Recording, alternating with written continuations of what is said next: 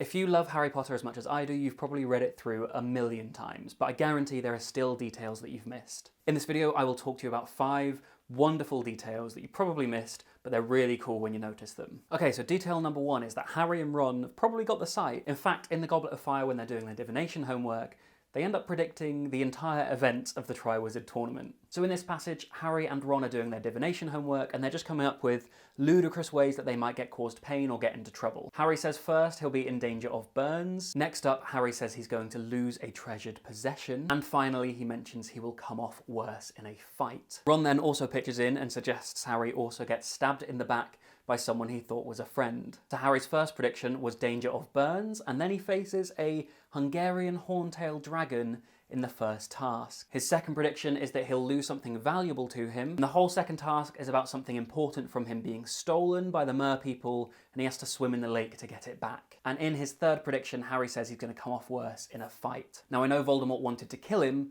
but I'd say Harry comes off pretty badly. Not as badly as Cedric, mind you. And then when Ron says, maybe you'll get stabbed in the back by a friend, well, I'd say they considered Moody a friend until they found out he was actually a Death Eater in disguise. Sounds like being stabbed in the back to me. I think these two have definitely got the site, and it's a really cool instance of foreshadowing in the Goblet of Fire. Instance number 2 is another cool instance of foreshadowing, but this time it's the centaurs. So if you cast your mind all the way back to the Philosopher's Stone, you'll remember Harry goes into the Forbidden Forest in his detention, and he's actually very close to being killed by Voldemort when he stumbles across the unicorn, but a centaur steps in and saves him, and that centaur goes by the name of Firenze. When Harry tells Ron what happened, he says, "Firenze saved me, but he shouldn't have. Bane was furious. He was talking about interfering with what the planets said was going to happen. They must show that Voldemort is coming back. Bane thinks Firenze should have let him kill me.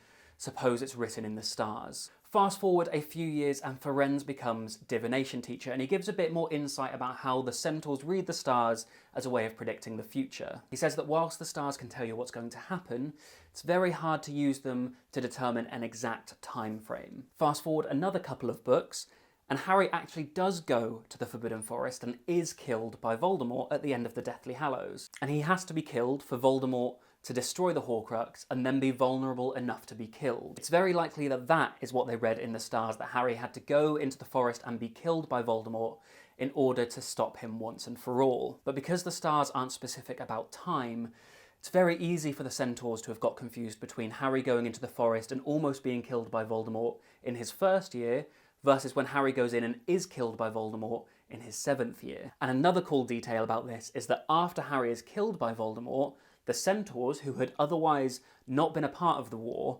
finally get involved and start to fight. Maybe Bane was right after all. Number 3. The Dursleys' Christmas gifts to Harry kind of allude to the Deathly Hallows. Across the series, the Dursleys give Harry 3 Christmas gifts. Those are a 50p piece, a toothpick, and an old tissue. Now, if we look at these as symbols, a 50p piece and the way you turn it over in your hand, kind of like a resurrection stone. A toothpick, it's kind of like a wand, and an old tissue could be representative of a cloak. Now, if you put the 3 of them together, it's very easy to see how they can be representative of the Deathly Hallows. Now, I'm not saying that they've nurtured him towards his destiny with the Deathly Hallows, but it's a very cool little detail. Number 4.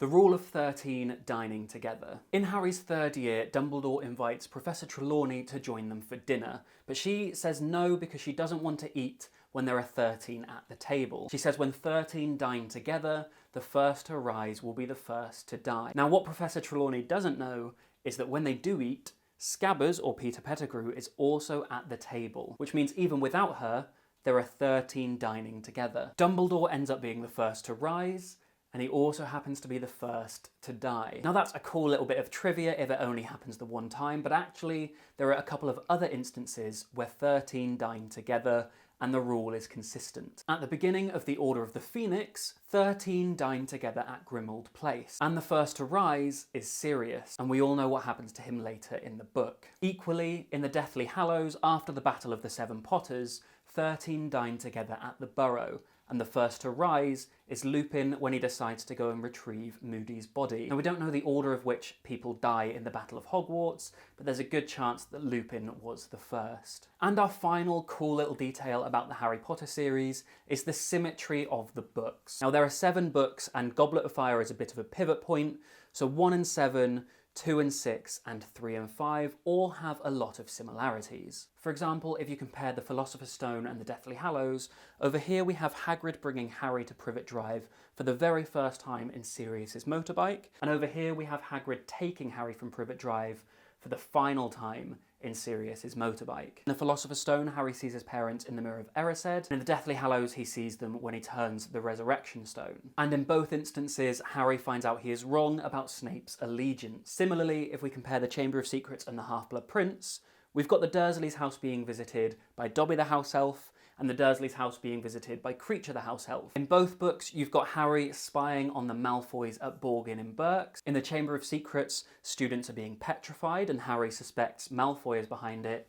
And in the Half-Blood Prince, people are being cursed and Harry suspects Malfoy is behind it. In the Chamber of Secrets, Ginny wants Harry, and in the Half-Blood Prince, Harry wants Ginny. In both of them, Harry finds dangerous old books and bad things happen when he's too invested in them. And finally, if we compare books 3 and 5, in Harry's third year, Harry harms his aunt, but the Minister of Magic doesn't care, whereas in the Order of the Phoenix, Harry saves his cousin, and he's almost expelled. In The Prisoner of Azkaban, Fudge places Dementors at Hogwarts, and in the Order of the Phoenix, Fudge places something much worse, Dolores Umbridge, at Hogwarts. In The Prisoner of Azkaban, Harry tries to save Sirius by flying on a hippogriff, and in the Order of the Phoenix, Harry tries to save Sirius by flying on a thestral. So you can see there are a lot of similarities and some very significant symmetry in the Harry Potter series. So those are 5 really cool details I thought would be cool to share in this video. There are tons more details I haven't included here, so if you like this video, please give it a thumbs up and I will be sure to make more. If there's any of your favourite details that weren't in this video, please leave them in the comments below. You can find me across the internet on Twitter, Instagram, TikTok,